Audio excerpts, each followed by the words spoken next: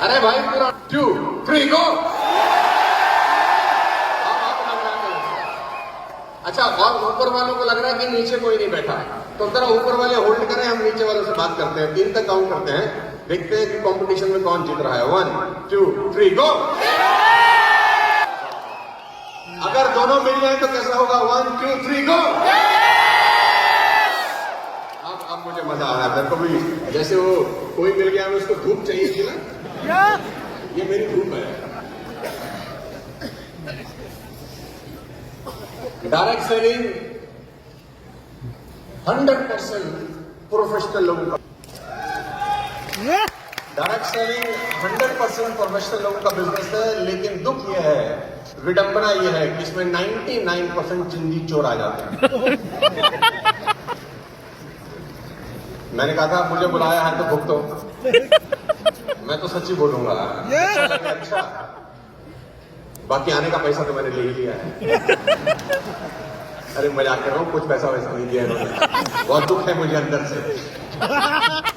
Direct selling 100% professional, लेकिन अफसोस कि 99% लोग इसमें अनप्रोफेशनल आ जाते हैं, उसको अपने तरीके से करते हैं, और जब फिर फेल हो जाते हैं तो फिर गाली कंपनी को देते हैं और इस इंडस्ट्री को देते हैं। बहुत सारी चीजें हैं कामयाब होने के लिए, बहुत सारे लोग कामयाब नहीं हुए डायरेक्ट सेलिंग में। अगर आप 25 साल का इतिहास उठा के देख लें तो परसेंटेज में भी लोग नहीं है, नंबर में लोग हैं। क्यों ऐसा है कि इतनी अच्छी इंडस्ट्री में भी लोग कामयाब नहीं हो पाते? क्योंकि लोगों को एक्चुअली में इसकी आत्मा के बारे में नहीं पता। लोगों को लगता है कि जोड़ने का बिजनेस है, लोगों को जोड़ दो, प्रोडक्ट बेच दो, वो काम करेगा, आपको पैसा आ जाएगा।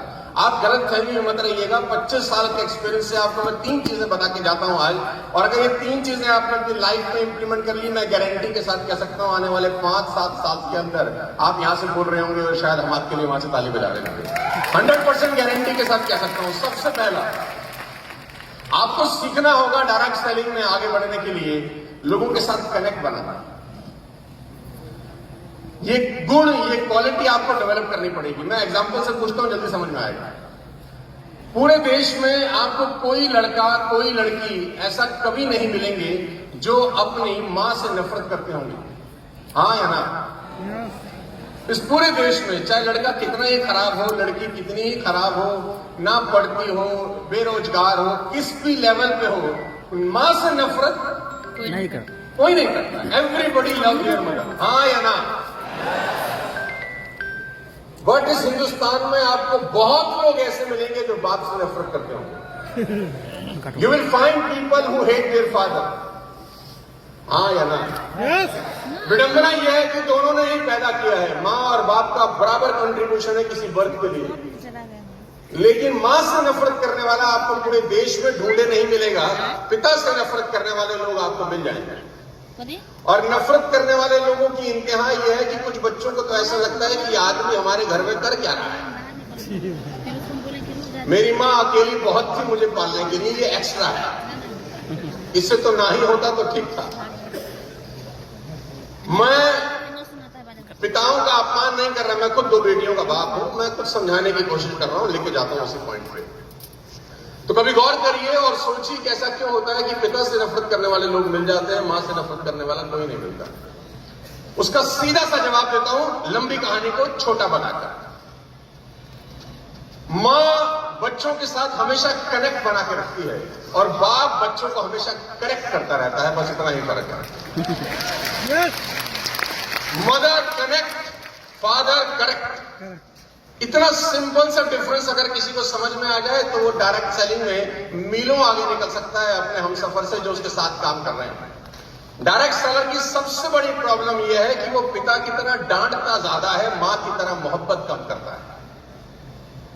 जैसे आप अपलाइन बनते हैं, 10, 20, 50 लोगों का नेटवर्क बनना शुरू होता है, आप देखिए आप में मां के गुण खत्म हो जाते हैं, बाप के गुण आना शुरू हो जाते हैं।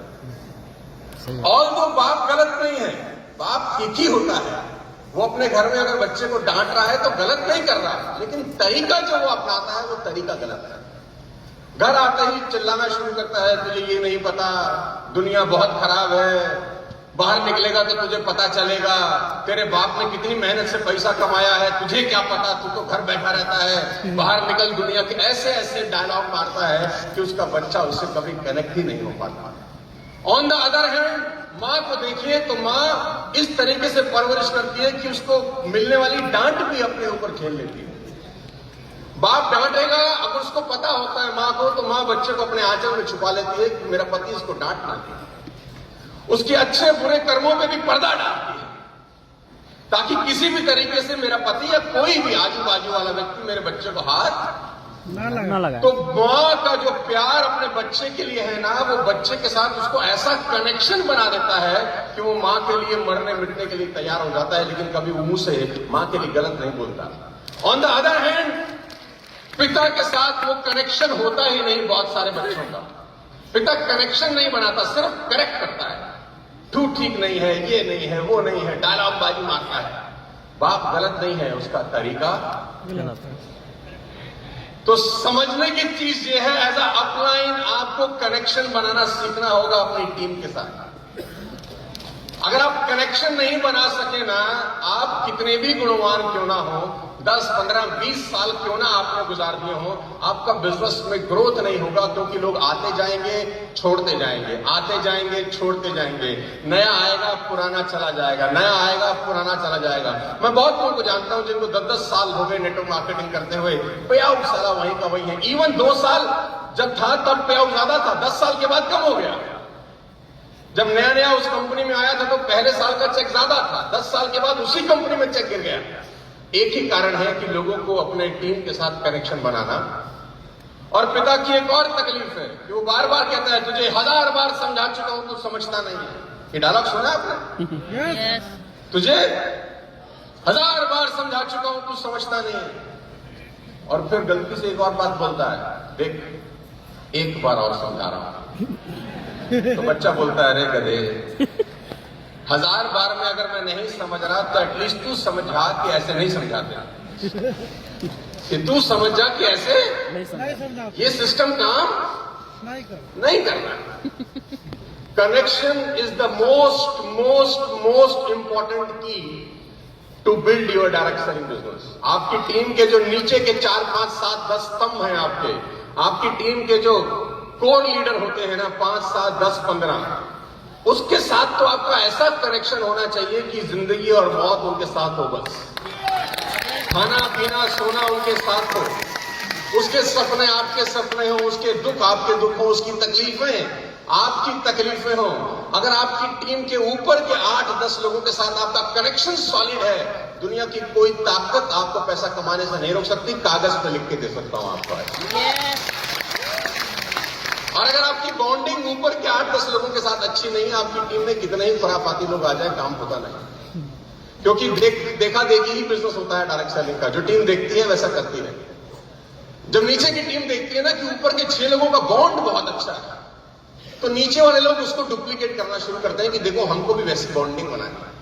उनके नीचे वाले लोग भी वैसे डुप्लीकेट करते हैं कि अपने को भी वैसी बॉन्डिंग बनानी है। तो ऊपर से नीचे का स्ट्रक्चर इतना गुथा हुआ होता है आपस में कि लीकेज ही नहीं होती कभी ना कभी। लेकिन अगर बॉन्डिंग ऊपर से खराब है तो टीम कभी भी चलती नहीं है। कनेक्शन बनाना सीखिए, क्योंकि आपकी स्क्रीन के ऊपर जो मैंने फोटोग्राफ लगाया है ना, ये बड़ा इंपॉर्टेंट फोटोग्राफ है डायरेक्ट सेलिंग के लिए। मान लें कि आपका घर थर्मल पावर हाउस से कोई 1000 किलोमीटर दूर है जहां बिजली बनती है। 1000 किलोमीटर दूर आपका घर है जहां बिजली बनती है वहां से। लेकिन जैसे ही आप अपने घर का स्विच ऑन करते हैं, खट से लाइट जल जाती है। अगर घर 1000 किलोमीटर दूर भी क्यों ना हो जहां बिजली बन रही है, हाँ या ना? यस। आपका घर थर्मल पावर हाउस के बिल्कुल बगल वाला ही क्यों ना हो, अगर कनेक्शन नहीं है तो लाइट नहीं जलेगी। यस। आपका अपना घर है जहां बिजली बन रही है, लेकिन आपकी तार ही कनेक्ट नहीं है। कनेक्शन मोस्ट इंपॉर्टेंट की इन डायरेक्ट सेलिंग बिजनेस। बात समझ में आ रही है तो बोलो हाँ। क्योंकि मेरा ऐसा बिलीव है पिछले 25 का कि अकेला चना पॉसिबल ही नहीं है। डायरेक्ट सेलिंग अकेले काम करने का काम नहीं है ही नहीं। आप अकेला कितना प्लान दिखा देंगे, 10 घंटे से ऊपर आप काम नहीं कर सकते। जैसे जैसे उम्र बढ़ेगी, शरीर की मेहनत का करने का जो ताकत है वो ऑटोमेटिक कम हो जाएगी। आप रोक नहीं सकते, हमारे पिता कोई नहीं रोक सकता। तो टीम ही चाहिए एक्चुअली में जो नेटवर्क बिल्ड करती है। और टीम तब बिल्ड करती है जब उसकी बॉन्डिंग होती है उसके अपलाइन के साथ। पहली बात, टीम वर्क में आपको मैं 2-3 चीजें बता देता हूं, आपके काम की है। सुनना चाहते हैं तो बोले हाँ। यस। मैं तो कभी कभी, अभी तो मैं डायरेक्ट से दूर हो गया, मेरे पास थोड़ा सा समय कम रहता है, तो पार्ट टाइम में ही कर रहा हूँ। आपसे काहे को झूठ बोलूं, तो कभी कभी तो मेरा मन था कि मैं डायरेक्ट सेलिंग छोड़ के वापस अपना जो कॉर्पोरेट है उसको और फुल फ्लेज बढ़ाना शुरू करूं। मैं तो डायरेक्ट सेलिंग छोड़ना चाहता हूं, डायरेक्ट सेलिंग मुझे नहीं छोड़ पा रही, तो वो मैं छोड़ता हूं, वो फिर पकड़ लेती है मुझे। तो आज फिर 6th मीट में फिर पकड़ के ले आई पटना। तो अभी मैं रास्ते में भी कुछ लोगों से बात कर रहा था, तो मुझे लग रहा था कि यार डायरेक्ट सेलिंग इतनी पाक साफ बिजनेस है, और तू 25 साल के बाद अगर तू उन लोगों को वो दे ना सका जिसकी वजह से तेरी लाइफ चेंज होगी, तो फिर करने का कोई फायदा नहीं। कुछ ना कुछ ऐसा देना चाहिए कि लोगों का लाइफ चेंज हो जाए। तो कोशिश करता हूं आज कुछ 15-20 मिनट में आपको बता दूं। दूसरी चीज आपको बताऊंगा, और वो है टीम वर्क। Team work. ये टीम वर्क के ऊपर आपने अपने अपलाइन से बहुत सारी कहानियां सुनी होंगी, और आजकल ऐसा कोई ज्ञान है नहीं जो मैं आपको दे नहीं सकता, या जो ललित जी आपको नहीं दे सकते, या सुरेंद्र जी नहीं दे सकते, जो गूगल पे अवेलेबल ना हो। दुनिया का हर ज्ञान गूगल पे अवेलेबल है। एक एंटर मारेंगे, मैं एक कहानी सुनाऊंगा, गूगल 50 कहानियां सुना देगा। लेकिन सीखने समझने वाली बात सबसे इंपॉर्टेंट है, जो मैं आपको अब बताने वाला हूं। टीम की इंपॉर्टेंस है कि नहीं? कम ऑन, तो है कि नहीं? लेकिन टीम के साथ रिश्ते बहुत इंपॉर्टेंट रोल प्ले करते हैं। छोटे से उदाहरण से आपको समझाऊंगा। आपकी स्क्रीन के ऊपर एक छोटा सा उदाहरण देता हूं। ये बात है कि 2005 की।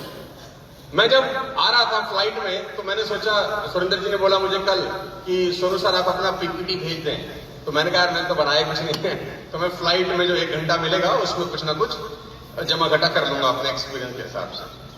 तो मैं जब फ्लाइट में बैठा मॉर्निंग में, तो फ्लाइट का टाइम मेरा सबसे बेस्ट होता है इस्तेमाल करने का, क्योंकि मोबाइल चलता नहीं, डिस्ट्रैक्शन होती नहीं। तो मैं सोच रहा था क्या बताऊं वहां के लोगों को, तो बोलूंगा यार वो बताऊंगा जो सबसे इंपॉर्टेंट होगा, और वो है टीम वर्क। इससे अच्छा कोई चीज ही नहीं किया। तो 2005 के अंदर ऑस्ट्रेलिया की जो टीम थी वो अनडिफीटेबल थी।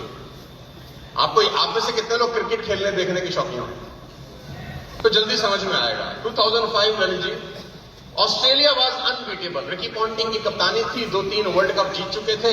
उनको लगता था कि अब हमको दुनिया में कोई, मतलब ऑस्ट्रेलिया जाने का मतलब था कि आप बुरी तरह से हार के, मैं ठीक कह रहा हूं? यस। चाहे कोई भी टीम ऑस्ट्रेलिया गई, उन्होंने उसको धो के वापस। तो 2005 के टॉप पे ऑस्ट्रेलिया टीम का जो शबाब था वो बिल्कुल पीक पे था। उन्होंने कहा यार कुछ नया करते हैं। इंडिया आती है, हरा के भेज देते हैं, पाकिस्तान आती है, हरा के भेज देते हैं, ऑस्ट्रेलिया और न्यूजीलैंड आती है, हरा के भेज देते हैं। तो ऑस्ट्रेलिया की टीम ने खुराफात की। क्या खुराफात की? उन्होंने आईसीसी को एक लेटर लिखा। आईसीसी को ये बोला कि हम अब कंट्री से लड़के हार चुके हैं, इनको क्या हराएं, बच्चे हैं हमारे आगे, तुम एक काम करो, वर्ल्ड 11 बनाओ। वर्ल्ड 11 दुनिया के जो दिग्गज खिलाड़ी हैं उन सबको इकट्ठा करके एक टीम तैयार करो। यानी वेस्ट इंडीज से कुछ उठाओ, इंडिया से उठाओ, पाकिस्तान से उठाओ, श्रीलंका से उठाओ, तो ऐसे करके एक कंबाइंड टीम बनाओ। हम उससे लड़ेंगे तब मजा आएगा, ये बच्चों को हराने का मन करता नहीं है।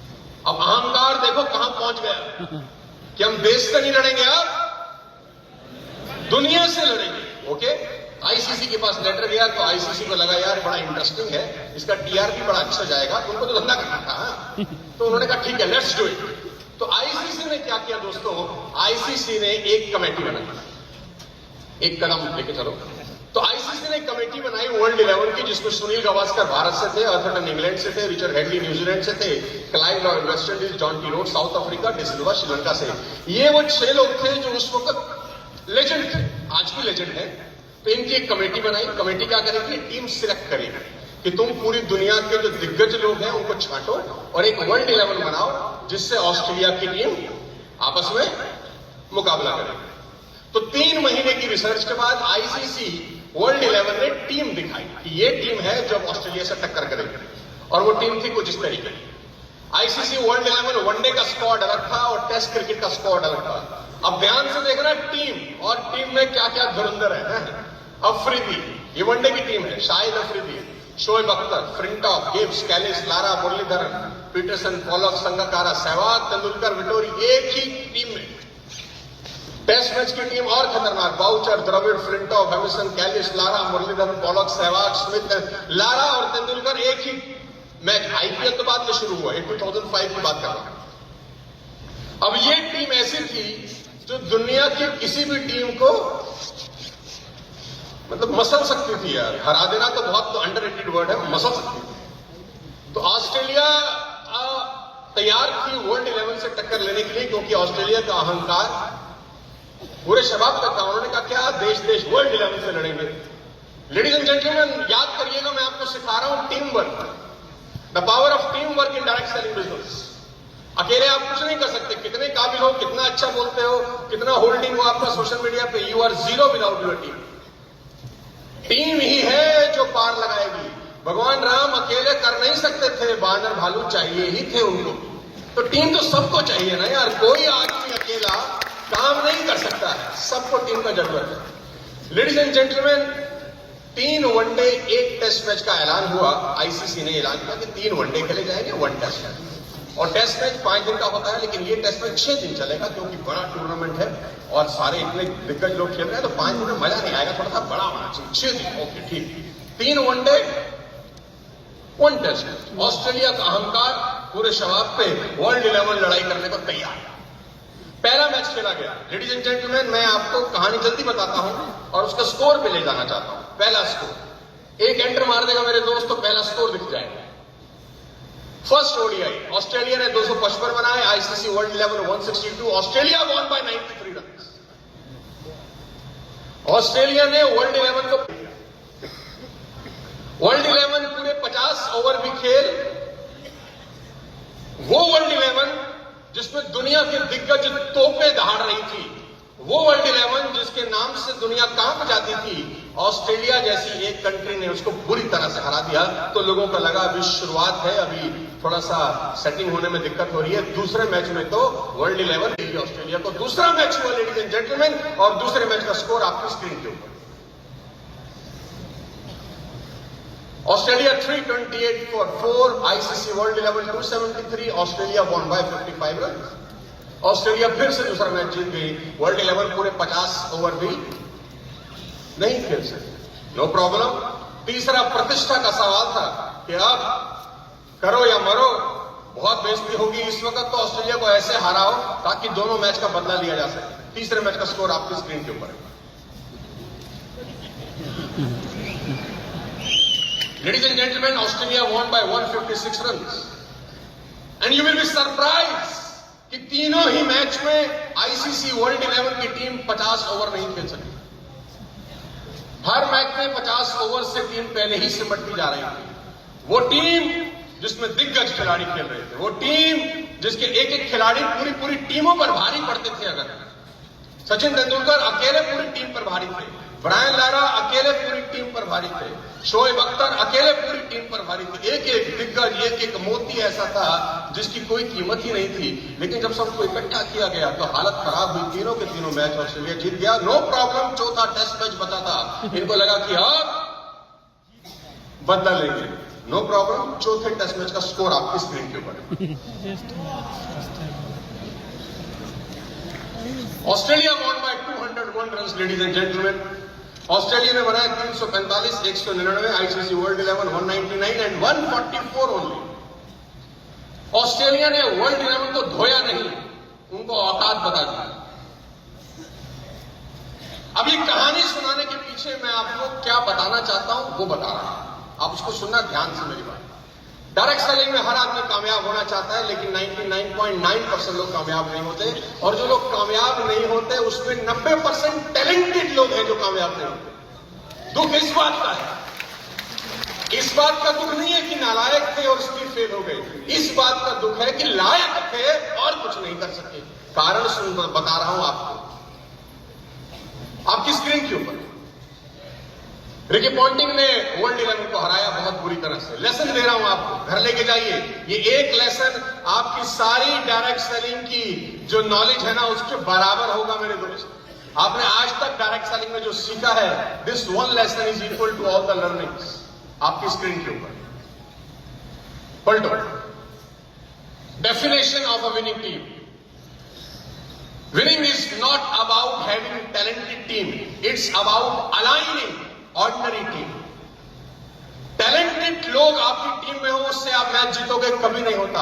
आपकी टीम में ऑर्डिनरी लोग होने चाहिए, लेकिन वो अलाइन होने चाहिए, आपस में गुथे हुए होने चाहिए, उनका रिलेशनशिप एक दूसरे के साथ जबरदस्त होना चाहिए, उनकी फीलिंग एक दूसरे के साथ जबरदस्त होनी चाहिए। टैलेंट का कोई मतलब ही नहीं है इस पूरे देश में। मैं 25 साल से घूम रहा हूं, मेरे दोस्त दुनिया की टॉप मोस्ट ऑर्गेनाइजेशन के साथ काम करता हूं, उन कंपनी के साथ काम करता हूं जो 30,000 40,000 करोड़ का बिजनेस कर रही है, और मैं उनके बोर्ड रूम में बैठ के उनको कंसल्ट करता हूं कि और धंधा कैसे बढ़ाया जा सकता है। मैंने ये नोटिस किया है पिछले 10 साल में कि जितने भी लोगों ने बड़े बड़े एम्पायर सेट किए हैं, ऑर्डिनरी लोग, 100% ऑर्डिनरी लोग हैं, लेकिन उनकी जो ऊपर की 20-25 लोगों का टीम है ना, इतनी खतरनाक बॉन्डिंग है कि आंख के इशारे से समझते हैं कि सामने वाले को क्या चाहिए। और टैलेंटेड लोग सड़कों पे धक्के खा रहे हैं, क्योंकि टैलेंटेड लोगों की सबसे बड़ी दिक्कत क्या है, वो सिस्टम का हिस्सा नहीं बनना चाहते। उनका अहंकार गुरूर रहता है कि हम सिस्टम के हिसाब से नहीं चलेंगे, हम तो हम हैं, बाकी पानी कम है, हमें मत बताओ क्या होता है, हमने दुनिया देखी है, हमारे बाल हुई धूप में सफेद नहीं हुए। ऐसे ऐसे डायलॉग उनके पास होलसेल में है। लेडीज एंड जेंटलमैन, डायलॉग से कुछ नहीं होता अगर आपके बैंक में पैसा ही ना हो। और मेरा ऐसा मानना है कि आपकी नॉलेज जब तक आपके बैलेंस शीट पर रिफ्लेक्ट नहीं करती तो वो लायबिलिटी है, असर कभी नहीं होती। आपकी नॉलेज अगर आपके बैंक अकाउंट में रिफ्लेक्ट ही नहीं कर रही तो वो कूड़ा है, उसको तुरंत जला देना चाहिए और कहीं और से बढ़िया ले लेनी चाहिए। आपकी नॉलेज, आपका ज्ञान आपको पैसा ही कमा के नहीं दे रहा, आपको गाड़ी ही नहीं दे रहा, आपको लग्जरी लाइफ ही नहीं दे रहा, तो उस गान का अचार डालना है क्या? उसको फेंकना है, नया लेना है, नया गैदर करना है, नया पेज लिखना है, नया भरना है। टैलेंटेड लोग नहीं चाहिए आपको टीम में। ऐसा मत सोचना कि मेरी टीम में ये लड़का आया बड़ा टैलेंटेड है, जीरो हो जाएगा अगर सिस्टम खराब है। अच्छा से अच्छा बीज भी सही मिट्टी ना मिलने के कारण मर जाता है। अच्छे से अच्छा बीज भी सही मिट्टी सही वातावरण ना दो, मर जाएगा। ऑर्डिनरी बीज को सही मिट्टी दो, सही वातावरण दो, वो फल देगा, 200% फल देगा। तो डायरेक्ट सेलिंग का जो सबसे गूढ़ मतलब है वो है टीम। टीम के साथ आपका बॉन्डिंग, और टीम में टैलेंटेड लोगों को ढूंढने की कोशिश मत करना, ऑर्डिनरी लोगों को ढूंढना, उनको अलाइन करने की कोशिश करना। और जिस दिन आपको ये गुण आ गया, ये बहुत लंबा टॉपिक है, कैसे होगा ये लंबा प्रोसेस है, 8-10 घंटा मैं इसके ऊपर बात कर सकता हूं और वो गलतियां बता सकता हूं आप लोगों को जो अक्सर लोग होलसेल में करते हैं, लेकिन मेरे पास टाइम अभी नहीं है। कभी फिर मौका लगा तो शायद इस विषय में डीप में घुसूंगा और आपको बताऊंगा। दूसरा लेसन इसी कहानी के अंदर आपको देता हूं। It's not about potential, it's more about alignment. Potential से, अगर पोटेंशियल से पैसे आते होते ना, मैं गारंटी के साथ कह रहा हूं मैं यहां खड़ा ही नहीं होता। पोटेंशियल से पैसे नहीं आते मेरे दोस्त, इस बात को अपने दिमाग से निकाल दो कि दुनिया में वो लोग कमाते हैं पैसा जिनके पास पोटेंशियल नहीं। नहीं, दुनिया में वो लोग पैसा कमाते हैं जो सिस्टम के साथ अलाइन होते हैं। जो सिस्टम के साथ अलाइन नहीं है वो पैसा कमाएगा ही नहीं। Third most important line, most important role is of a captain.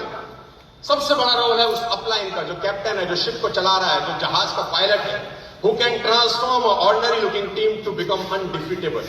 जब 2007 के अंदर धोनी वर्ल्ड कप लेकर आए तो धोनी की टीम बहुत ऑर्डिनरी थी, किसी ने सोचा भी नहीं था कि वर्ल्ड कप जीत जाएगा। ऑर्डिनरी टीम को अनडिफीटेबल बनाने का काम करना पड़ता है किसको? तो कैप्टन के कंधे पे बहुत सारी जिम्मेदारी होती है यार, बहुत रिस्पॉन्सिबिलिटीज होती है, बहुत उत्तरदायित्व होते हैं, उसको बहुत सारी चीजें सीखनी होती है, करनी होती है। लेडीज एंड जेंटलमैन, एक कदम और आगे ले सकता हूं। Don't become hero, become a role model for your team. इस बात को अच्छे से याद रखना कि जैसे जैसे लोगों को पैसा आता है डायरेक्ट सेलिंग में, उनका पतन शुरू हो जाता है इनडायरेक्टली। सुरेंद्र जी मेरी बात पे इत्तेफाक रखेंगे, बड़े बड़े तुर्रम खां वो लोग जो कभी 10-10, 20-20 लाख रुपए महीना कमाते थे, आज वो नौकरी कर रहे हैं। 20-20 लाख रुपए महीना कमाने के बाद वो नौकरी में चले गए। 20-20 लाख रुपए महीना का, और जिनकी कभी तूती बोलती थी, जिनके नाम मैं बड़े गर्व से लेता था, आज उनका भूत भविष्य वर्तमान सब मिट चुका है। बिकॉज जब पैसा आता है ना तो उसको हैंडल करना इस दुनिया का सबसे मुश्किल काम है। और मैं फिर कहता हूं, पैसा तो हैंडल फिर भी हो जाता है, इज्जत हैंडल करना और सारा मुश्किल काम है। इज्जत हैंडल नहीं होती।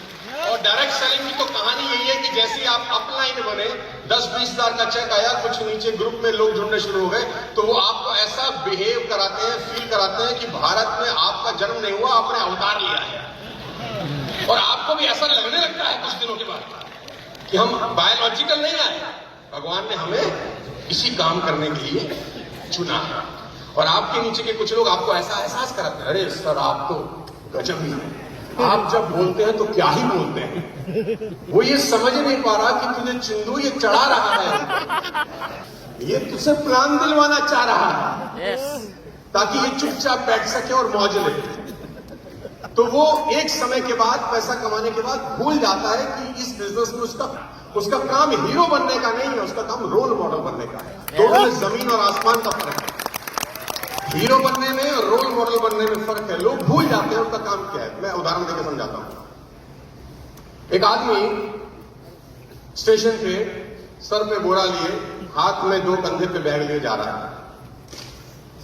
ट्रेन ने सीटी मारी, ऊपर सर के ऊपर कुछ रखा है उसने और शोल्डर के ऊपर 2 बैग हैं, भार है बहुत। ट्रेन ने सीटी मारी, उसको लगा छूट जाएगी, भागना शुरू किया उसने और भागना शुरू किया और भागना शुरू किया। ट्रेन ने भी अपनी रफ्तार पकड़ ली। तो ट्रेन के गेट के ऊपर एक आदमी खड़ा था। उसने लगा यार कि आदमी देखो कितना मेहनती है, बेचारा ट्रेन पकड़ने की कोशिश कर रहा है, मुझे उसकी हेल्प करनी चाहिए। तो वो भाग रहा था, ट्रेन भी भाग रही थी। तो ट्रेन की गेट से उसने बोला, आजा बहादुर राजा, बहादुर। बहादुर था, 2 कंधे सर पे और एक सर पे, भागा भागा, बहादुर आजा। वो भागे जा रहा, बहादुर आजा, बहादुर आजा। बहादुर का हाथ पकड़ा और ट्रेन के खींच लिया। बैठा, पानी मांग रहा है, ऐसा ठीक हो? रोने लगा। तो बोला रोता क्यों है? बोला मैं ट्रेन पे चढ़ना ही नहीं चाहता था।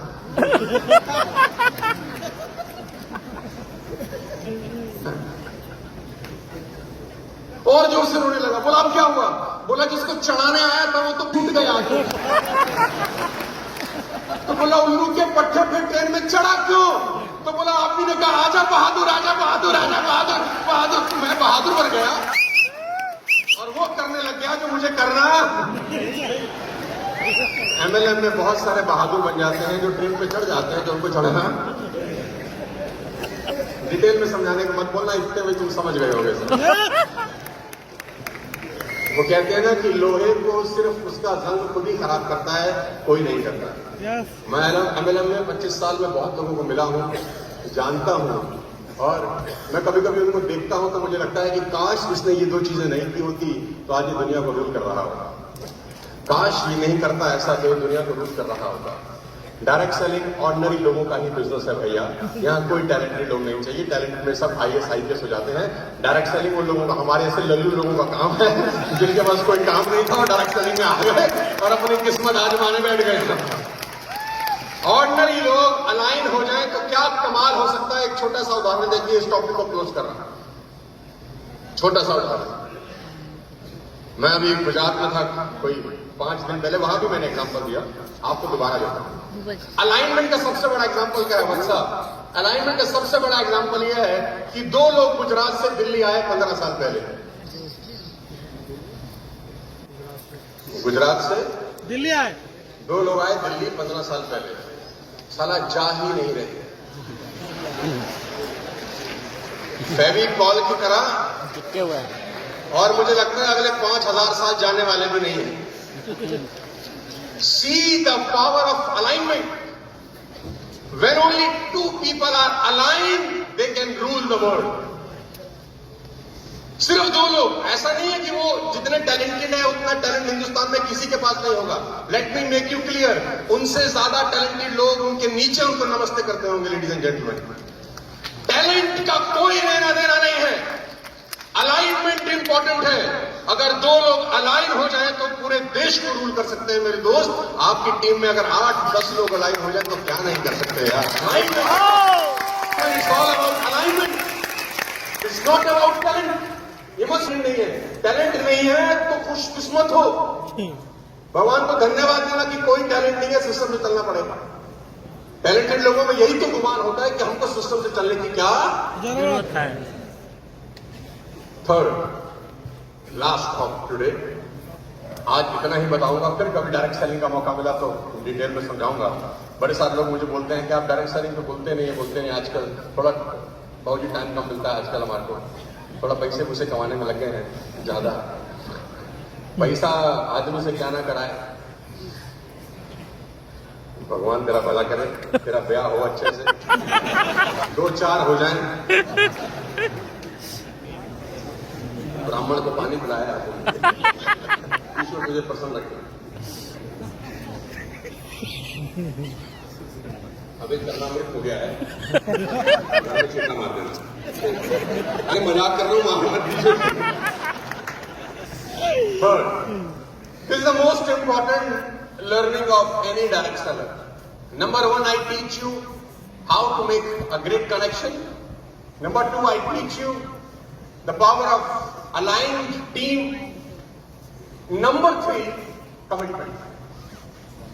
This is the extremely important quality for any leaders, not even in direct selling, but everywhere you go. Commitment build trust. कितने लोग बिलीव करते हैं इस बात पर? इस दुनिया का सबसे बड़ा झूठ यही है।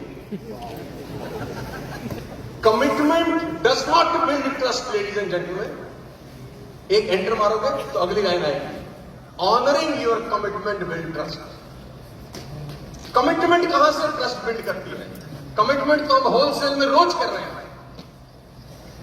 कमिटमेंट को ऑनर करना सबसे बड़ा इंपॉर्टेंट काम है, जिससे ट्रस्ट बिल्डिंग होती है। और मैं फिर आपको बता दूं, मेरे 25 साल के एक्सपीरियंस में से कोई एक क्वालिटी अगर आप ले जाए ना, तो वो ये है कि अगर आपकी टीम आप पे ट्रस्ट नहीं करेगी, आप कितने ही महान क्यों ना हो, आपको पैसा आएगा ही नहीं। आपकी टीम को आप पे ट्रस्ट होना चाहिए, आपकी टीम पर आपको भरोसा होना चाहिए कि ये जो हमारा लीडर है ना, ये बकैत नहीं है। मैं डायरेक्ट सेलिंग में बहुत सारे बकैत लोगों को मिलता हूं, जिनके पास सिर्फ डायलॉग है, सिर्फ डायलॉग है। खुद ही को कर बुलंद इतना कि हर तदबीर से पहले खुदा बंदे से खुद पूछे। अबे क्यों पूछे खुदा तुझसे हरामखोर? साले कहता कुछ है, करता कुछ है, होता कुछ है, तू ही रह गया खुदा के पास। Ladies and gentleman, commitment build trust. This is the false statement. Commitment trust build नहीं करता। कमिट तो आप रोज कर देंगे किसी को कुछ ना कुछ, लेकिन कमिटमेंट पूरी कर रहे हैं कि नहीं कर रहे, that's build trust. Let me give an example.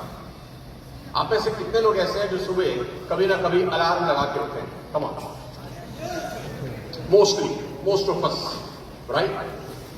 में जाना है, आपका कोई ट्रेनिंग प्रोग्राम है या कोई भी आपकी अपॉइंटमेंट्स हैं, आपका कोई कमिटमेंट है, आपने अलार्म लगाया 6 बजे का, अलार्म बजा, यू वेक अप। और टेक्नोलॉजी ने हमें एक बहुत अच्छा फीचर दिया है, snooze. You snooze, you snap again. तुम फिर से मृत्यु शैया को प्राप्त हो गए। फिर आंख खुलती है कोई 6:40 पे दूसरी बार, और अंदर का आदमी जागता है, जाग जाग जाग। वो अपना ही ने बुलाया है ट्रेनिंग के लिए, वो प्लान पे जाना है, फॉलोअप पे जाना है, दुनिया भर के अंदर की चीजें जागती है। जा जा जा 6:40 हो चुके हैं, 6 बजे का अलार्म लगा था। जब सारी बात आती फिर मन करता है, उठ उठ उठ, wake up wake up wake up, getup getup getup. अचानक ध्यान आता है, जो रात को आया मैं तो बहुत लेट है।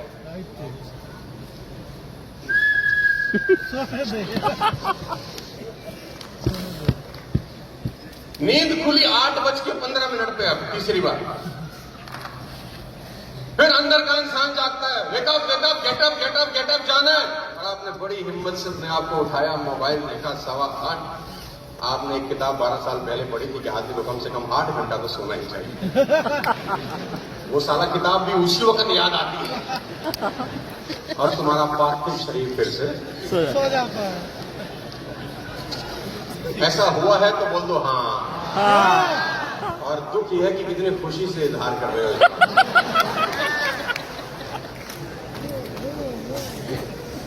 ऊपर से अगर आप देखो तो बड़ी नॉर्मल और ऑर्डिनरी बात आपको नजर आएगी, ऑर्डिनरी से लगेगी क्या हुआ। लेकिन मेरे पॉइंट ऑफ व्यू से सोचो तो आपका दिमाग आपके साथ खेल रहा है, और इतना साइलेंटली हो रहा है कि आपको पता भी नहीं चल रहा और समझ भी नहीं आ रहा कि हो क्या गया। इतना साइलेंटली हो रहा है कि आपको पता नहीं चल रहा है। दुनिया को कमिटमेंट करना दूसरी बात है, खुद की कमिटमेंट ऑनर करना सबसे बड़ी बात होती है। सबसे पहले दुनिया की कमिटमेंट तो क्या खास ऑनर करेंगे जब खुद की कमिटमेंट ऑनर नहीं करते। मैं बहुत सारे डायरेक्ट सेलर को जानता हूं, मेरी टीम में बहुत सारे लोग हैं। जब सबसे आसान काम क्या होता है डायरेक्ट सेलिंग में? सबसे काम आसान होता है, बोर्ड रूम में बैठो और इस महीने का टारगेट लिखवाओ। सबसे आसान काम है टारगेट लिखना। तो आपकी टीम फटाफट आपको टारगेट बताएगी कि इस महीने सर आप देखना शक्तिमान आया मेरे अंदर, ये कर दूंगा, इस महीने ये कर दूंगा। सबसे आसान काम होता है डायरी पेन के ऊपर टारगेट लिख लेना। प्रॉब्लम ये नहीं है, प्रॉब्लम ये है कि 99.9% लोग उस टारगेट को कभी जिंदगी में अचीव करता ही नहीं। और अचीव नहीं करते। इस बात की तकलीफ नहीं है मुझे, तकलीफ इस बात की है कि उन कम वक्तों को कोई दुख नहीं है कि उन्होंने अपनी कमिटमेंट ब्रेक करी। कोई दुख नहीं है, अगले महीने फिर मुंह उठा के टारगेट देते हैं, इस बार तो पक्का कर देते। Your mind is playing games with you ladies and gentleman. आप ध्यान से सुनना जो मैं बताने जा रहा हूं, फिर क्लोज करता हूं। मेरा भी जहाज है, बहुत ध्यान से सुनना जो बता रहा हूं। डिसिप्लिन का मतलब कहीं राइट टाइम पे पहुंचना नहीं होता। डिसिप्लिन का मतलब होता है making an commitment and honouring a commitment is called discipline. क्या आपने कमिटमेंट किया और उसको ऑनर किया, इसी को बोलते हैं डिसिप्लिन। क्योंकि जब आप रोज कमिटमेंट ब्रेक करते हो ना खुद से, तो एक समय ऐसा आता है 3 से 5 से 7 साल 10 साल के बाद, जब आपका मन आप पे ही भरोसा नहीं करता किसी भी कमिटमेंट का। जिस दिन आप अपने लीडर को बताते हो ना कि इस महीने में चेक बनाऊंगा 50,000 का या 1 लाख का या 2 लाख का, तुम्हारा अपना मन तुम्हारे सामने प्रतिबंध की तरह खड़ा हो जाता है, तू बनाएगा हरामखोर। सुबह 6 बजे उठने का छोटा सा वादा जो अपने आप से पूरा नहीं कर सका, वो क्या मर्सिडीज BMW ऑडी जैगुआर जैसी गाड़ी लेगा। सुबह उठने का वादा तुझे पूरा करना था, तुझे कोई रोक नहीं रहा था, कोई ऑब्स्टेकल नहीं था, तुझे कहीं प्लान दिखा के पैसा नहीं उठाना था, तुझे फॉलोअप करके किसी से मिलना नहीं था। सारी जिम्मेदारी तेरी थी। जब अकेला तू ही अपने कंट्रोल में नहीं है तो ये दुनिया तेरे कंट्रोल में कभी आ नहीं सकती यार। ये माइंड अंदर अंदर से बोलता है। Ladies and gentleman, from the last 15 years I am travelling like anything. मैं एक दिन में 3 और एक दिन ऐसा भी आया कि मैंने 4 एयरपोर्ट एक दिन में देखे। Can you believe it? 4 airports in 1 day. आज तक पिछले करीब 15 साल से ट्रेवलिंग लाइक एनीथिंग। जिंदगी में आज तक दावे के साथ कह सकता हूं, भगवान के नीचे खड़ा होकर 1 मिनट भी लेट नहीं पहुंचा हूं कहीं। The time I committed. और ये वादा किसी को दिखाने के लिए नहीं है, ये अपनी नजरों में महान बनने का तरीका है मेरा। और जो आदमी अपनी नजरों में महान नहीं बन सकता, दुनिया की नजर में महान बन ही नहीं सकता, पॉसिबल ही नहीं है, हो ही नहीं सकता। जो खुद की इज्जत नहीं कर पाएगा, दुनिया उसकी इज्जत क्या करेगी मेरे दोस्त। तो एक बात याद रखना, आप अपनी टीम में जो कमिट करते हो, do it at any cost. Either don't commit, नहीं कर सकते मत करना, क्योंकि आपकी टीम में आपकी छवि सबसे इंपॉर्टेंट है दोस्त। यहां कोई दुकान नहीं है, आप ही दुकान हो। यहां कोई शोरूम नहीं है, आप ही शोरूम हो। यहां पे कोई 10-20 हजार लोगों का स्टाफ आपके लिए काम नहीं करता, आप ही अपना स्टाफ हो। आपकी टीम कोई कंपनी को नहीं देखती, वो आपको देखती है। आप भी उसके लिए कंपनी हो, आप भी उसके लिए सब कुछ हो। अगर आप नीचे गिरे तो वो नीचे गिर जाता है, चाहे कितनी ही महान कंपनी में क्यों ना काम कर रहे हो। कैरेक्टर बहुत इंपॉर्टेंट है मेरे दोस्त, संभाल के रखना इसको, और ट्रस्ट जरूर पूरा करना। छोटी सी बात बोल रहा हूं, कमिटमेंट करना और उसको पूरा करना बस सिंपल तरीका है। तुमने अपनी मां को वादा किया कि माता जी सवेरे 6 बजे आपको मंदिर लेके जाऊंगा, छोटा सा वादा। Do it at any cost. तुमने अपनी बेटी को वादा किया कि शाम को 5 बजे घर आऊंगा ना बेटिया, तो चॉकलेट लेकर आऊंगा।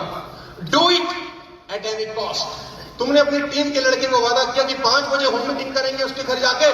Do it at any cost, चाहे वहां पर एक भी बंदा अवेलेबल ना हो।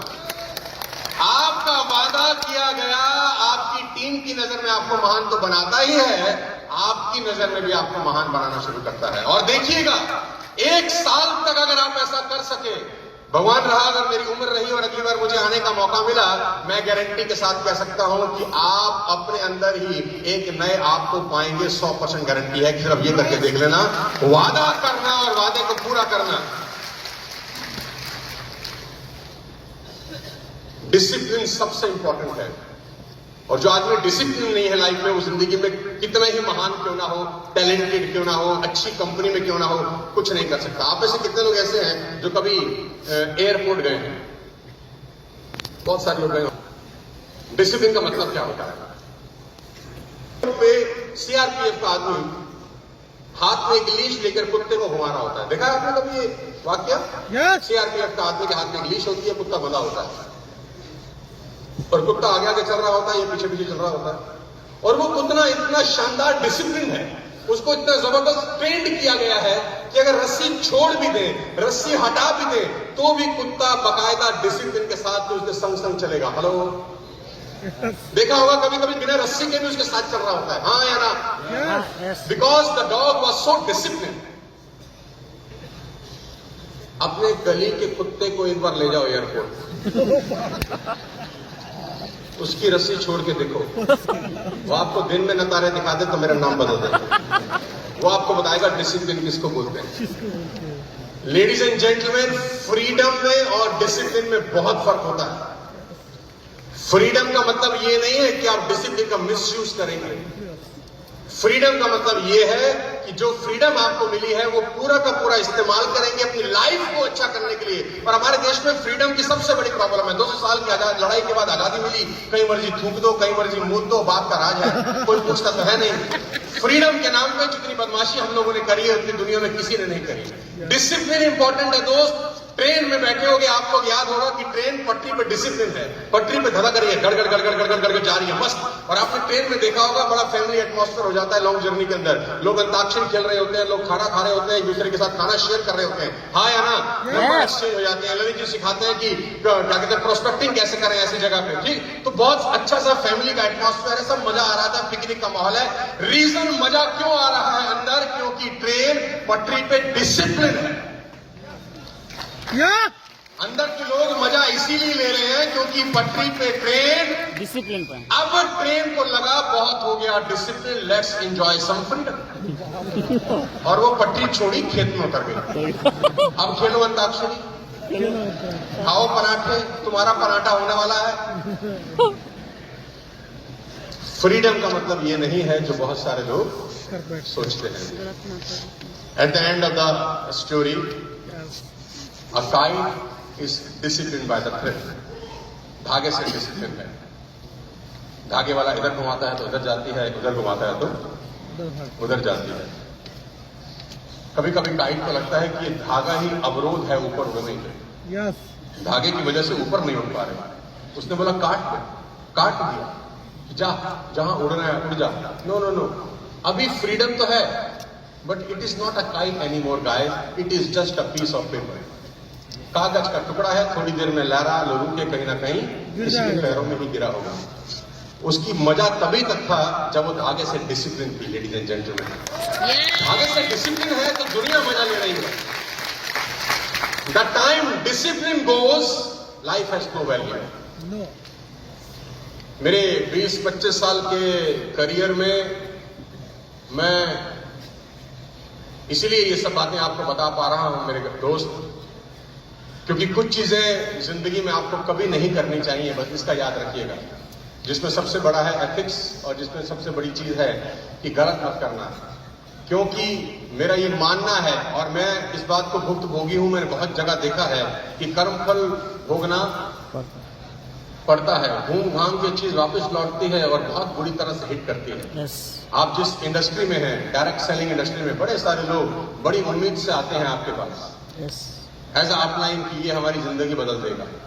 बड़े सारे लोग बड़ी उम्मीद से आते हैं, आपको 10,000 रुपया जब देते हैं, 5,000 रुपया जब देते हैं, बहुत सारे लोग चूड़ी बेच के देते होंगे, बहुत सारे लोग गहना बेच के देते होंगे, बहुत सारे लोग बच्चे की गुल्लक तोड़ के बेच देते होंगे। न जाने कैसे कैसे लोग बड़ी आस उम्मीद से आपके पास आते हैं। बस एक बात याद रखना कि आने वाला भविष्य में आप डायरेक्ट सेलिंग की इमेज अच्छे करने वाले इंसान के रूप में जाने चाहिए, खराब करने वाले इंसान के रूप में नहीं जाने चाहिए। चॉइस है आपके पास। जब डायरेक्ट सेलिंग का इतिहास लिखा जाए कि ये कुछ पागल लोग थे जिन्होंने अपना तन मन धन अपना जीवन लगाया ताकि डायरेक्ट सेलिंग की इमेज अच्छी हो सके। खराब तो बहुत नालायक करके जा ही चुके हैं। मेरी बहुत बहुत बधाई, आप सबको बहुत बहुत शुभकामनाएं। ईश्वर ने चाहा तो फिर आपसे कभी जिंदगी में दोबारा मुलाकात होगी। बहुत बहुत शुक्रिया। Thank you so much. Thank you so much. God bless you all.